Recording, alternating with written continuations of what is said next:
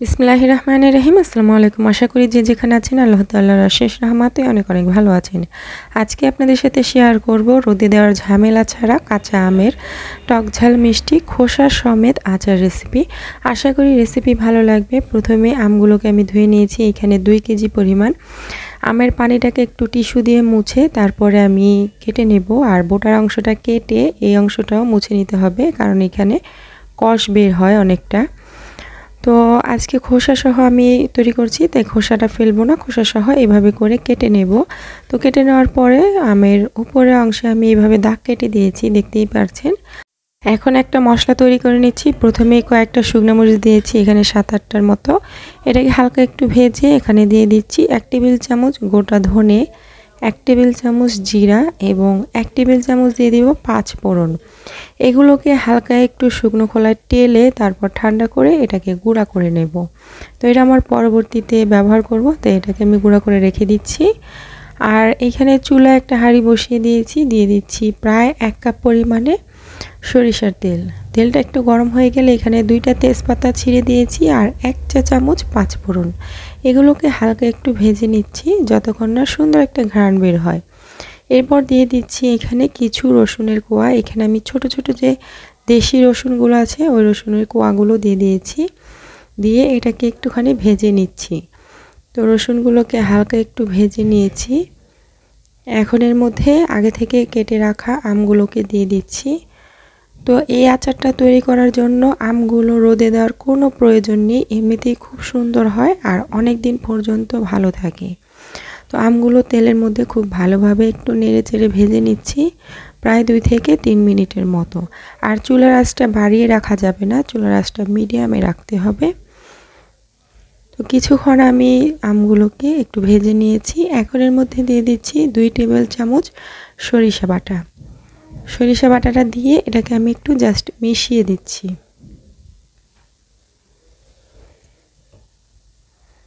মিশিয়ে দেওয়ার পর এখন আমি একে একে মশলা অ্যাড করব। তো এখানে কালারটাকে একটু সুন্দর করার জন্য প্রথমে দিয়ে দিচ্ছি 1 চা চামচের মতো হলুদের গুঁড়া আর মরিচের গুঁড়া দিয়ে দিচ্ছি এখানে 1 টেবিল চামচের মতো। তবে ঝালটা কিন্তু নিজেদের পছন্দ মতো এখানে দিয়ে দিতে হবে। এরপর এটাকে নেড়েচেড়ে আমি কিছুক্ষণ কষিয়ে নেব, যাতে করে মশলার কাঁচা গন্ধটা চলে যায়। তো কিছুক্ষণ আমি নেড়েচেড়ে এটাকে কষিয়ে নিয়েছি, দেখতেই পারছেন। তো এখন এর মধ্যে দিয়ে দিব চিনি। চিনিটাও নিজেদের স্বাদ মতো এখানে দিতে পারেন, কম বা বেশি। আমি আমার পছন্দ মতো দিয়ে দিয়েছি। এখানে প্রায় 2 কাপের মতো চিনি আমি ব্যবহার করেছি। তো চিনিটা দিয়ে খুব ভালোভাবে মিশিয়ে দিচ্ছি। আর এখানে কোনো পানি ব্যবহার করার প্রয়োজন নেই, পানি দিলে কিন্তু আচারটা নষ্ট হয়ে যাবে। তো চিনিটাকে নেড়েচেড়ে মিশিয়ে দিচ্ছি আর কিছুক্ষণের মধ্যেই দেখতে পারবেন চিনিটা গলে যাবে। চিনিটা গলে যে পানিটা উঠে আসবে ওই পানিটা দিয়ে কিন্তু আমটা সিদ্ধ হয়ে যাবে। তো এখন এর মধ্যে দিয়ে দিচ্ছি লবণ, উঁচু করে 1 চা চামচ, প্রয়োজনে পরবর্তীতে আমি ব্যবহার করব। তো এখন লবণটা দিয়ে খুব ভালোভাবে এটাকে মিশিয়ে দিচ্ছি। চুলার আঁচটাকে মিডিয়ামে রাখতে হবে, তা না হলে পুড়ে যাবে, যেহেতু এখানে কোনো পানি ব্যবহার করা হয়নি। তো কিছুক্ষণের মধ্যেই দেখতে পাচ্ছেন এই চিনিটা কিন্তু অনেকটা গলে গেছে আর এখানে পানি উঠে এসেছে। তো আমটা থেকেও কিন্তু পানি বের হয়। চুলার আঁচটাকে মিডিয়ামে রেখে রান্না করতে হবে, প্রয়োজনে এটাকে ঢেকে দেওয়া যেতে পারে, এতে করে আমগুলো দ্রুত সেদ্ধ হয়ে যাবে। তো আমি ঢেকে দিয়েছি আর মাঝে মাঝে অবশ্যই ঢাকনা খুলে নেড়ে দিতে হবে, তা না হলে নিচে পুড়ে যাবে। চুলার আঁচটা অবশ্যই এই পর্যায়ে কমিয়ে রাখতে হবে, এতে করে আমগুলো খুব সুন্দরভাবে সেদ্ধ হবে।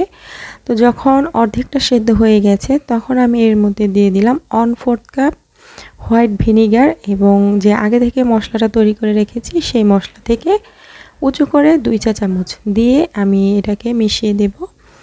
আর আচারটা ভালো রাখার জন্য অবশ্যই এখানে ভিনিগারটা ব্যবহার করতে হবে। ভিনিগার এটা হচ্ছে অনেকেই সিরকা নামে এটাকে পরিচিত, সিরকা নামে চিনেন।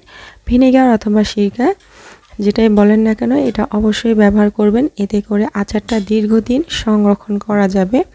তো এটাকে দিয়ে খুব ভালোভাবে মিশিয়ে আবার একটু ঢেকে দিচ্ছি।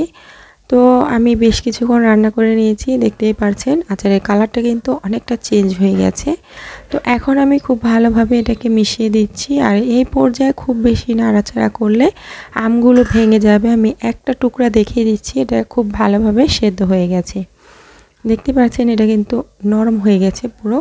তো এখন এর মধ্যে আমি বাকি যে মশলাগুলো ছিল সেখান থেকে দিয়ে দিচ্ছি আরও প্রায় 2 টেবিল চামচের মতো দিয়ে, আর দিয়ে দিচ্ছি এখানে বিট লবণ 1 চা চামচ উঁচু করে। এই বিট লবণটা দেওয়ার কারণে আচারের স্বাদটা কিন্তু অনেকটা বেড়ে যাবে। অবশ্যই চেষ্টা করবেন বিট লবণটা দেওয়ার, তাহলে আচারের স্বাদটা কিন্তু অনেকটা ভালো আসে। তো দিয়ে খুব ভালোভাবে মিশিয়ে দিচ্ছি, আর আচারটা কিন্তু পুরোপুরি তৈরি হয়ে গেছে। এটাকে এখন ঠান্ডা করতে হবে, পুরোপুরি ঠান্ডা করে তারপর কাচের বয়ামে সংরক্ষণ করতে হবে, পরিষ্কার কাচের বয়ামে। কোনোভাবেই হাতের স্পর্শ করা যাবে না, তাহলে কিন্তু আচারটা নষ্ট হয়ে যাবে। তো কাচের বয়ামে রেখে এটাকে মাঝে মাঝে রোদ্রে দিতে হবে, তাহলে কিন্তু সারা বছর এটাকে সংরক্ষণ করতে পারবেন। তো আশা করি আজকের রেসিপি ভালো লেগেছে। আজকে বিদায় নিয়ে নিচ্ছি। সবাই ভালো থাকবেন, সুস্থ থাকবেন। আল্লাহ হাফেজ।